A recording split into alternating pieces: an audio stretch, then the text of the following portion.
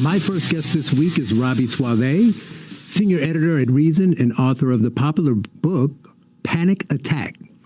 I invited him on to discuss his upcoming book, Tech Panic: Why We Shouldn't Fear Facebook and the Future. The book is available now for pre-order at Amazon, and here is the first segment of our interview. Robby, welcome to the show. Thanks for having me. Great to talk with you. So your latest book, Tech Panic, is coming out soon, later this year. Why did you think this topic was important? I think it's important because we hear a lot from politicians, journalists, etc., about social media and how it's changing our society and what are the positives, but also what are the downsides. We hear a lot about the negatives of social media. And I agree that there are some issues with the popularity and the power of Facebook, Twitter, Google, YouTube, Snapchat, Instagram, etc. But it's starting to take on the feeling of a moral panic a little bit to me, this idea that they're so bad and so dangerous and they're ruining our society and they're rotting our children's brains, et cetera, et cetera. So I wanted to take a look at the criticisms and weigh in on how accurate I think they are, and then really kind of take apart some of the proposed solutions to various problems like censorship on social media, like addiction among teenagers, and see if anything can actually be done about it. In the information they list on the book, you mentioned the consequences of altering the ecosystem that allow tech to get big. What is that ecosystem? I think that by that I mean the kind of the power that companies have to really shape the conversation about policy issues is very pronounced. I've noticed, you probably have as well, journalists love Twitter, for example. They just love it. So what happens is everything that happens on Twitter is news, is treated as important news, even though there are fewer people on Twitter than there are on Facebook. There are more older folks, or I would call normal folks, only people who are only mild or who are engaged in politics at a sort of healthy and normal level. They're not on Twitter. On Twitter, everyone's engaged in politics at an unhealthy and obsessive level.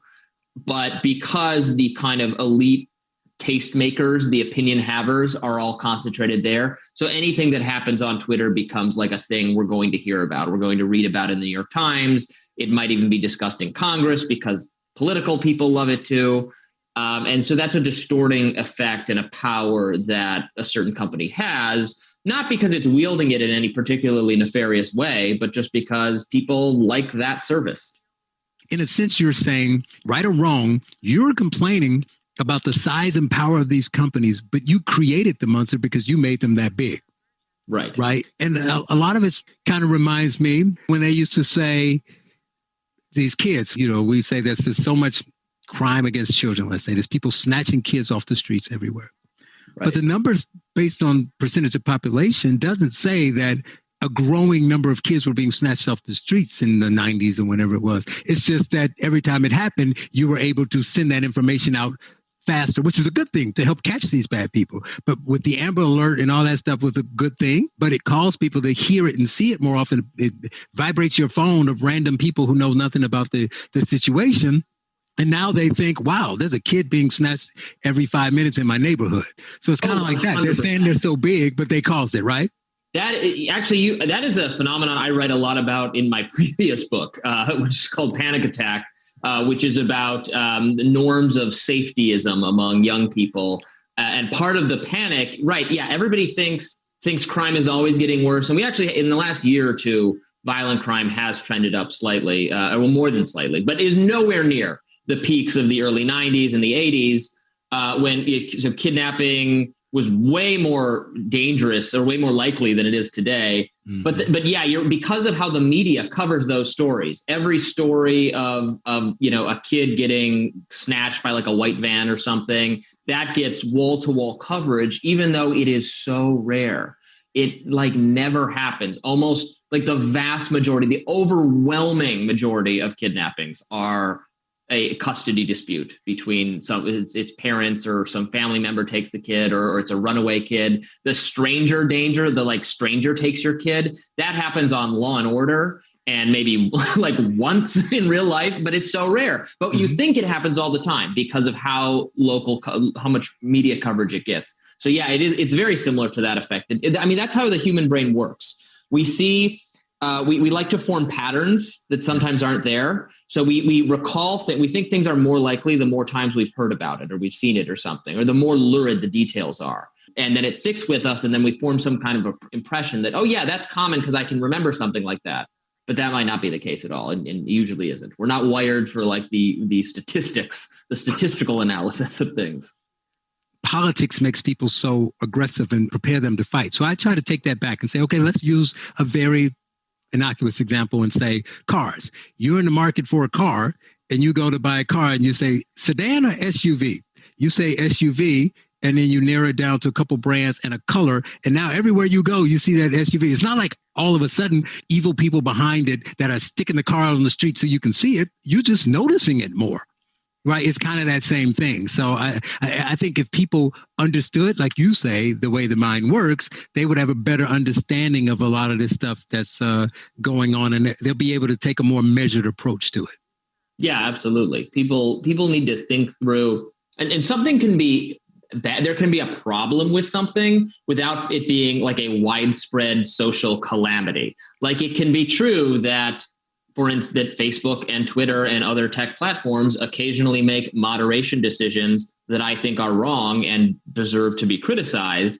It does not necessarily follow that Congress should craft some new law to set Facebook and Twitter's moderation policies for them, which seems to be then what like people will go too far and say that. Right. And you do a good job in your writings. I read some of your articles and in the description of the book of saying that this thing is, is a people thing, is the way I put it, as opposed to this is a Democrat Republican thing. But whenever I hear both sides now, I kind of bristle because everybody just, most of the time, I'm sure you see enough on Twitter and everywhere else and see both sides. They don't really mean both sides, first of all, even if that's the case. They mean, I want to make this argument against the side, but to make myself seem fair, I'm going to throw both sides out there. Or they do mean it, but I argue that it's not really both sides in the sense that, there's billions of people in the world. You can say, regardless of your views, both sides do certain things, but that the veracity or the volume in which it's done is not typically the same. So it kind of depends. It's situational. However, this topic is one of the few that both sides truly complain about. Now, albeit they complain about it for different reasons, right? You have the left that complains about big tech for one reason and the right for a different reason, but they do both complain about this issue. And you speak to people on both sides of the aisle and quote them here in the book. So can you tell us about their concerns and where they differ and where they align? Yep, absolutely. So it's very interesting. So you will hear criticisms of big tech from the most liberal Democratic senators, from Elizabeth Warren, from even for President Joe Biden, who's not the most liberal person, but a member of the important leader of the Democratic Party. And then also from conservative Republicans like Ted Cruz and Josh Hawley, who all have problems with big tech. So the Democrats think that Facebook, for instance, has not taken aggressive enough action to police content that they think is harmful. The Democrats think Facebook doesn't take down enough content. And the implication of that is there's planning of violence, lies and misinformation about the election, about the pandemic, et cetera. And Facebook should take more aggressive action to take down bad speech that Democrats don't like. Republicans think that Facebook has been too aggressive and has taken down too much speech, including occasionally posts by Republican or conservative thought leaders. They think Facebook disproportionately takes down speech from conservatives and Republicans, unfairly punishes them or censors them. So they are angry about, they think too much stuff has come down.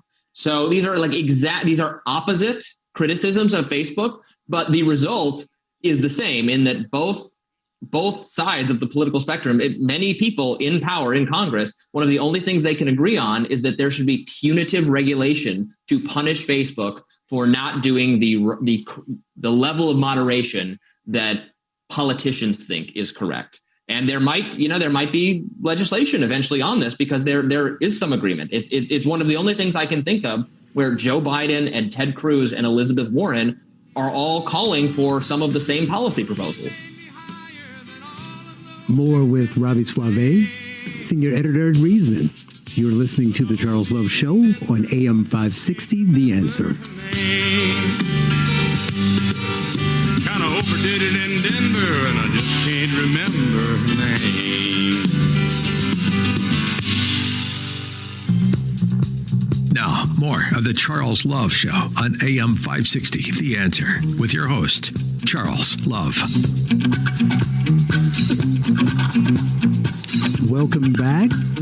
We are discussing big tech with Robby Soave. His new book, Tech Panic, is set for release on September 28th, but is available now for pre-order on Amazon. Here we start discussing the issues people have with the large tech companies and how he addresses them in the book. So let's talk more about the big tech and talk about some of these issues that the critics want to address. So go through a few of them and see what you say in the book or what your thoughts are. Let's start with the big one, censorship. What are the critics saying about censorship, and what are your thoughts?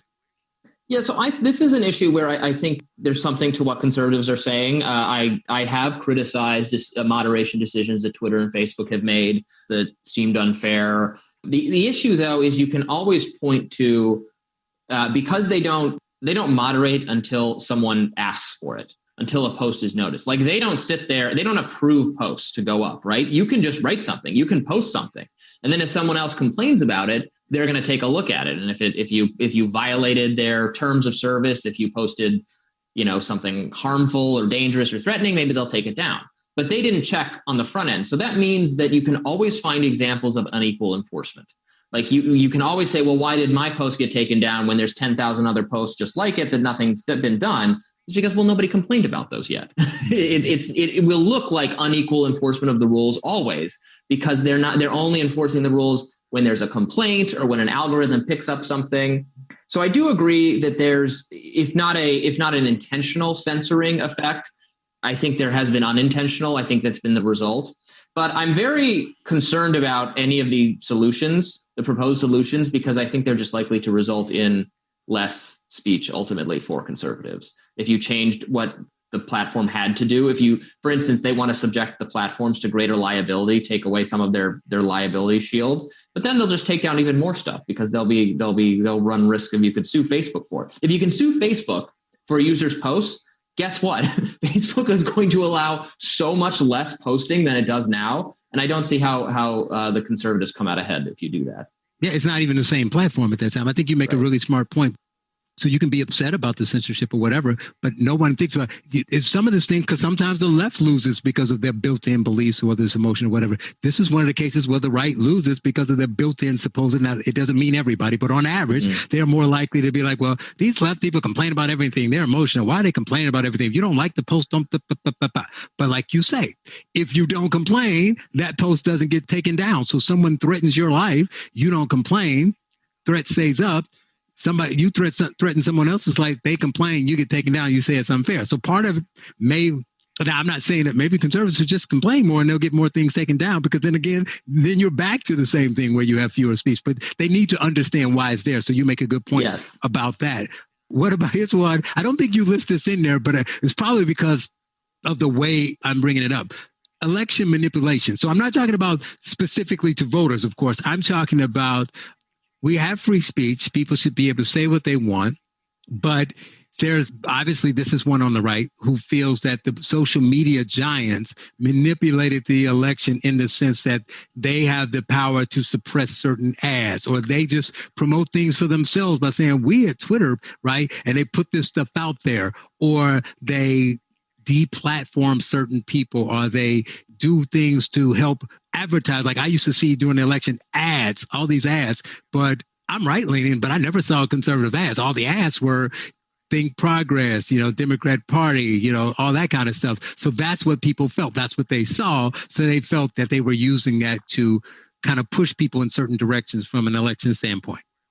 It's interesting because in 2016, or in the wake of 2016, it was all Democrats saying that social media had manipulated the outcome so that Donald Trump had won because they allowed too many Russian bots and ads and groups and things like that.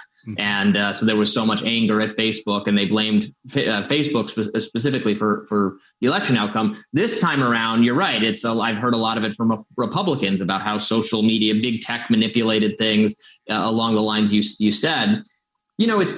It's technically true that they influenced the outcome of the election the same way that it's true that the New York Times influenced the outcome of the election, or Fox News or NPR or One America News or whatever. Like, private companies are allowed to do that. It's a democracy.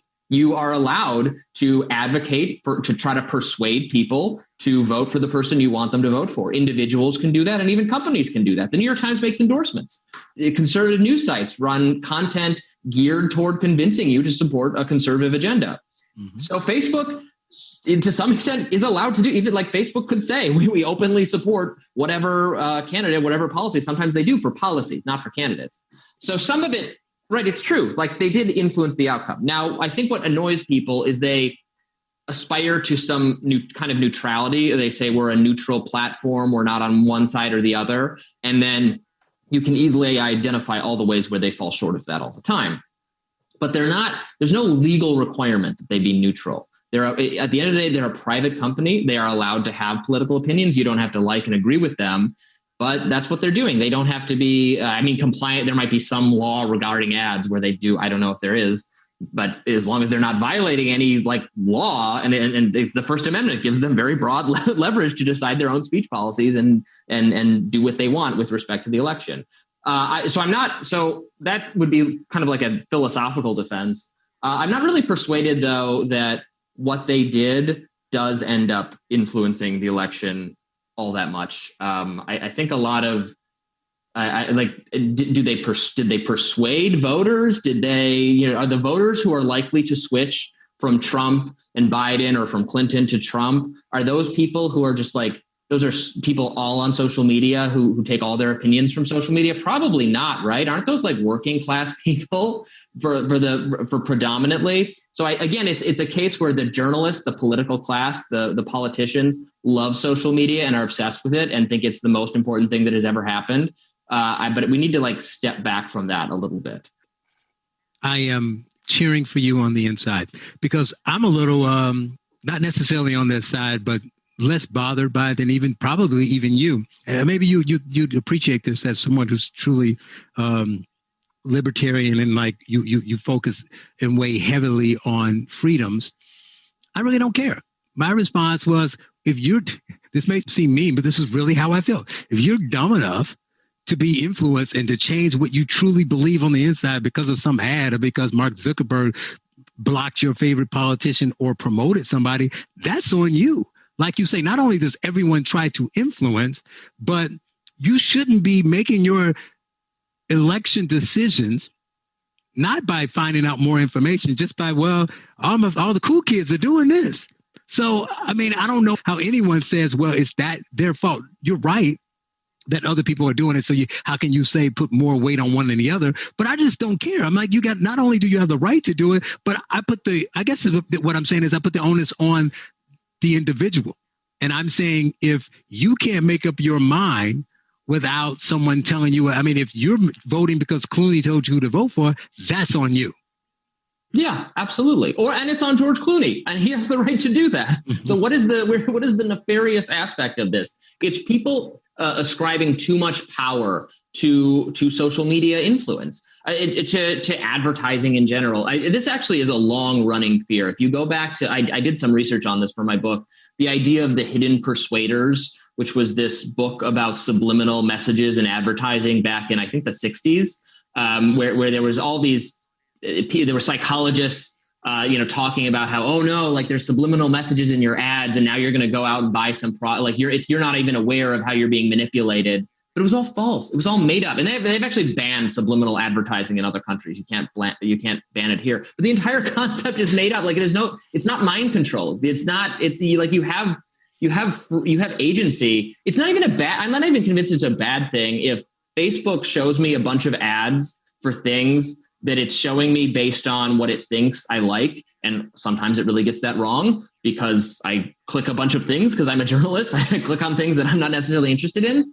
But sometimes it does get it right. Sometimes, oh, that's a sweater I might actually buy, or that's a board game I might actually buy, or that's that's kind of good. Like, I don't think that's necessarily nefarious that they do that. It's almost better that, like, if for ads, when you watch television, I'll see ads for cars, and I live in a city. I'm never going to buy a car, or not in any time in the next decade. So this is like a wasted 30-second opportunity, and I have to see ads for cars. That doesn't happen as much on Facebook because of the powers of big tech, and it's not a bad thing. Now, obviously, people will take issue with that, saying that they are definitely unfair. You got to make it clear. We are not saying that what they're doing is not unfair. We are focusing on what making it illegal would do. More with Robby Soave, senior editor at Reason. On the other side, you're listening to The Charles Love Show on AM 560, The Answer. Forever trusting who we are. No, nothing else matters.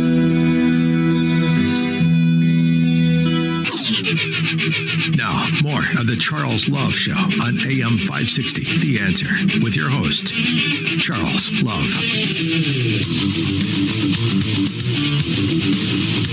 Welcome back.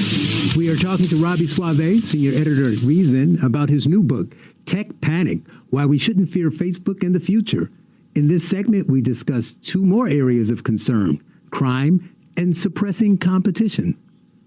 So you mentioned crimes as one of the issues people have. What is their issue with crime as related to big tech? Sure. So there is a perception that social media is a place for organizing certain kinds of violence, including terrorism, both international and domestic. Also, sex trafficking is a fear that social media has been used for. So there's varying truths to these things. Like, it is true, for instance, that Myanmar, which is currently undergoing a military coup, in Myanmar, the military, they did use Facebook to organize like a campaign of intimidation and harassment against a minority population there. And it is really bad. And probably you can make a strong case that Facebook should have done more to identify that and take down that content. It's a little bit of a difficult call for them because these are actually state actors. Like, this is the legitimate military ruling government of Myanmar. Right. So can they, like, this isn't some splinter terrorist group where you'd say, of course, they have to take down the terrorist content. And even that is a little tricky. So like ISIS used to love to organize on Facebook, and they got kicked off. So, but that doesn't, so they just organize on like Telegram or other things. Where that's my point. Track them. My common sense point is, isn't that a good thing? Doesn't that make it easier for them to be caught? If they go underground, it's harder to catch them. What are law enforcement organizations saying? They got to be pulling their hair out like, dude, this was gold for us. Why are you taking it away? Yes, the FBI would prefer if every person planning a crime takes a selfie while they're doing it and posts it on Facebook or Instagram or something, right? I mean, that's true. The Capitol riots, they caught all those people. They've arrested 300 people because they live streamed what they were doing on major main social media sites. Mm-hmm. So I'm worried that some of the pushing that into the darker corners of the internet can actually backfire. So it's an interesting trade-off. And then with sex trafficking, I think it is a little bit of a moral panic and an overblown concern. A lot of what you actually see organized on social media is what I, as a libertarian, would describe as consensual prostitution or something like that. It's not actually illegal, but there has been a tremendous crackdown on it. FOSTA SESTA is this pair of congressional bills aimed at combating it that have really made life difficult for people who were trying to legally work in the field of sex work. And it's something akin to the kids being kidnapped in white vans thing. There's actually not like a lot of it domestically. What about suppressing competition? We hear more. We don't hear much about it here, until the Parler thing happened. But you heard a lot about it. If you look at stories in the EU and in other countries across the world, there's lawsuits and a lot of stuff about them, using their strength and size to suppress competition. So in the U.S., so they do that to some degree, but some of it is not. Some of what looks like them doing that is just consumer preference. I mean, so Google is the default search engine on I think on like the iPhone, right? And then some people will say, well, that's monopolistic. You know, they don't even give you an option, but it's because Google's a better search engine and people want to use it. It's like people love these products. Like Amazon has mastered the art of perfectly cheaply delivering you goods you want to purchase from anywhere on earth. And it's great. And like that has given Amazon tremendous power, but they are not using that power to hurt the consumer. Consumers love this. Maybe they're using it to hurt competitors, but like, there's no basis in the law to say they have to be nice to competitors, right? The basis of antitrust in the US is the theory is harm to consumers. So there's only one oil company and then they can raise the price of oil and then poor people can't buy oil. That's the theory of breaking up big companies. They're anti-monopoly stuff. That's not really an issue with all of this because Facebook is free and it's like there's not going to jack up the price because it's not a service. It's not like some vital service you need. So even if they're being cruel to competitors or they're stacking the deck so there can't be competitors, there isn't an existing law to go after them for doing that. I always joke, now you'd have to decide if I'm really joking or not, but when conservatives always talk about we're not going to the store, we're not doing this because they do this, that, or the other. When you mentioned Amazon, when Amazon comes up, I jokingly tell my friends that do you remember the Saturday Night Live skit when Obama was president? They were like, what could Obama do to make you not fall out of favor with the black characters on the show? It's like that with Amazon. I would say, what would Jeff Bezos and Amazon have to do to make me stop ordering things that I just realized I really need and having it dropped off in hours? I was like, I don't know what that thing could be. I think the man can get on TV and say, I don't like, that N-word that they don't like you to say it. I might be like, that is some racist stuff. Can you get me my product by noon tomorrow? And they can. They almost always can. And he's like, yes. And I'm like, well, fine, you jerk. Send me my product. I may have been joking there. I don't know. More with Robby Soave, author of Tech Panic. You're listening to The Charles Love Show on AM 560, The Answer.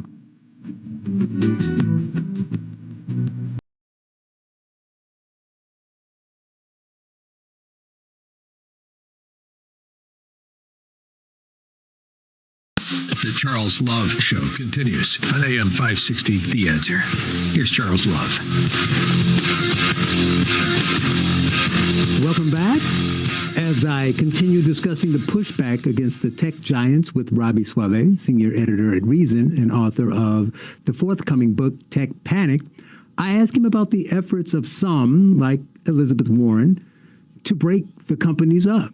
Here's the next clip. Do you think that this attack on these tech giants in some ways are similar to Ma Bell in the 80s or Teddy Roosevelt's trust busting? And if so, do we need to remind people what the results of breaking up these monopolies were? Yeah, no, right. We do need to remind people because, and I'm sorry, you can't tell me that it's impossible that for a competitor to come along and beat these companies and emerge out of nowhere. It has happened. There are examples of that. I remember when I was young, MySpace was the popular thing among teenagers, among young people. And then Facebook arrived as a competitor. And what happened? MySpace collapsed because Facebook was better. So yes, these guys look very big and very powerful right now. Is it hard to imagine? Is it hard to picture someone just coming along and beating them? Yes. I don't believe it's impossible. And in the meantime, I'm not seeing a harm from it, a harm to the users of these platforms. The reason I hearken back to those things is because two other things. You're 100% right. I just want to put a finer point on it. If you look at Fortune 500 companies and you go back 50 years and go back 100 years and look at how different that list is, very few companies stay on top. There are companies that were just household names across the country that don't exist anymore. That's the first thing. The second point I want to make is what happens when you break these things up. No one pays attention to the fact that it just creates other monopolies. They broke up these companies and they just created different billionaires with different large companies that ended up having a monopoly anyway, because instead of one company, you have four companies and they're equally as big. Or they quietly ended up, you mentioned Standard Oil, which became Amoco, which, Amoco Whiting, which was BP. So, it takes a while, but you end up with another large conglomerate anyway. Right, and this is something right-leaning people should understand. Right-leaning people like capitalism and like the market, and there's a lot of there's creative destruction in the market, and we usually don't need the government to come in and do something about it. That's something Republicans have strongly believe concerning other sectors of the economy, but because of their perception, to some degree accurate, that some of these companies really hate conservatives, they're like throwing those principles out the window and saying, no, the government must punish them. So what, like, if you break up a giant company that hates conservatives into 5 companies that hates conservatives, what is the benefit? And also the people doing so this is something Republicans so need to understand, because the people doing, so they'll say, we have to punish these companies because they hate conservative speech. Okay, but the bureaucrats, the regulators, the investigators, the undersecretaries, the staffers, the apparatus of the state is ideologically progressive and will never punish these companies along the lines that the Republicans care about. Those people will always be going after these companies for making money, for being well-liked by consumers, because that's what the progressive ethos of like the government bureaucrat regulator person is. So all the, like right now there are investigations into some of these companies, and I'll see press releases from Republican senators being like, yes, with all the bias and all the censorship, it's finally time to take a hard look at these companies. But then I'll read the investigation, and the investigation isn't about bias or censorship. The investigation is about how these companies are too big and making too much money, because that's the progressive criticism. So it will always be done along the lines of the progressive criticism, because the apparatus of the state fits a progressive ethos and not a conservative ethos. Wow, that's a great point. And the last one, and the most important one, is privacy. Mm-hmm. So there's privacy concerns. This is the one I kind of look at. I don't freak out about it. I'm not, as you say, panicking. But it's funny. Earlier we were speaking and you mentioned that you kind of like the fact that they suggest things and sometimes they get it right and sometimes they get it wrong. That is cool. However, I do joke about talking to my wife saying that we will be talking about an item. I was like, well, you ever think we should buy one of these? What do you think? And then I turn on the TV, I open up Twitter, and they're like, and that's the ad. I'm like, but I didn't search it. I just said in my living room that it'd be cool to have a Nissan Maxima, and now there's a Nissan Maxima in my search. Yeah, it's scary sometimes. No, it is.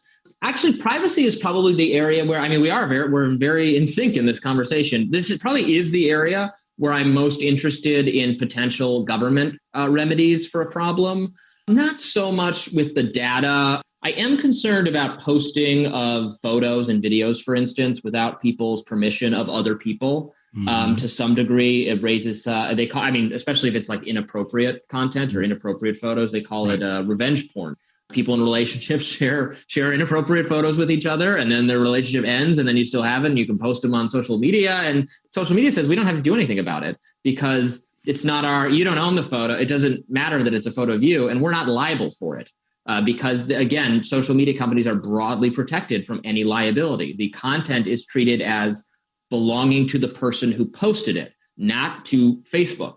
So you can, this is true of other things, right? You can make a libelous comment on Facebook. I can say, Charles Love is a terrorist or something, and maybe you could sue me. You absolutely can't sue Facebook. The law is crystal clear about that. And that's something people want to change or consider changing. I think it would be bad. But I do, for some of for privacy, some of those issues, I think something like the Copyright Act, which does, so you do have to take down, they have a certain amount of days to take it down. Something that violates a copyright, if they're notified, then they have to take action against it after a certain period of time. I would like to see something like that applied for some of the privacy issues. Isn't it interesting how many of my guests, unprompted, bring up the unelected bureaucrat that I talk about all the time? It's really important. They're the problem. Coming up, our final segment with Robby Soave, senior editor at Reason and author of Tech Panic. You're listening to The Charles Love Show on AM 560, The Answer. Well, that's true. You like me and I like you. The Charles Love Show continues on AM 560, The Answer. Here's Charles Love. Welcome back. We've reached our final segment with Robby Soave, senior editor at Reason and author of Tech Panic. In this clip, I asked him what we should do. what can the consumer do to kind of cut themselves off from the things that they don't like outside of just walking away from all the tech companies, which would be kind of hard to do? People need to just take a deep breath and step away sometimes throughout the day. If you're too addicted, if you're checking your phone all the time, like just put it away. So this is for kids, right? There's a panic right now that teenagers are so addicted to social media and it makes them anxious and depressed.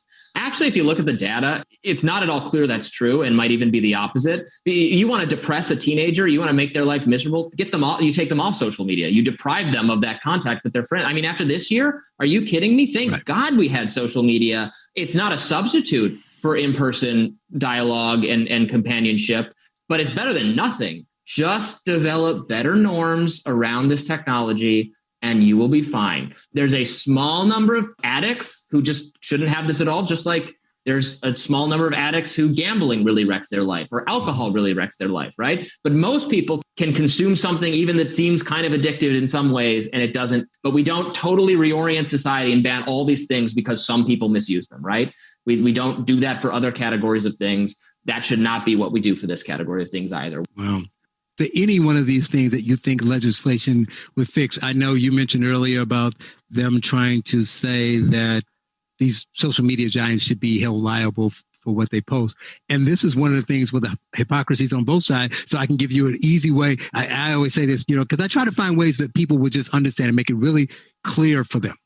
So to the left and the right, because the right's kind of like, they got too much power and the left is like, we need to do this, that. Just say one word, just say guns. If you want, Mr. Ted Cruz or whomever else, if you want to sue Facebook for something they didn't post, but you're protecting the gun companies for a murder that they didn't commit, and if you on the left want to go after the gun company for every shooting that happens, but you don't want social media, you both need to deal with that reality and tell me how you think your view on one is fair and the other's not fair. Yes, exactly. And meanwhile, trial lawyers are licking their lips at the prospect of more frivolous lawsuits on any of these subjects. So ultimately, the proposal to make Facebook and Twitter, et cetera, responsible for more of the content is a grab bag giveaway to frivolous lawsuits, which is something that tends to annoy people on both sides of the political spectrum in other sectors, like the medical sector, like et cetera, for good reason, because this has the effect of making society like everything is more costly and things don't function as well when you have norms that everyone can be sued for everything all the time. That's actually something both sides should have a vested interest in pushing back against. If you really think social media needs to die, this is a great proposal for you. But I don't believe that. I think it does provide a lot of value to people, especially in these horrible times. And we would really risk throwing out the baby with the bathwater, proverbially. Wow, you're going to make me sound like a libertarian. Yes, that's my goal. He is Robby Soave, senior editor at Reason and author of the upcoming book, Tech Panic, Why We Shouldn't Fear Facebook in the Future. The release date is September 28th, but it's available now for pre-order at Amazon. Robby, thank you for your time. My pleasure. Thank you.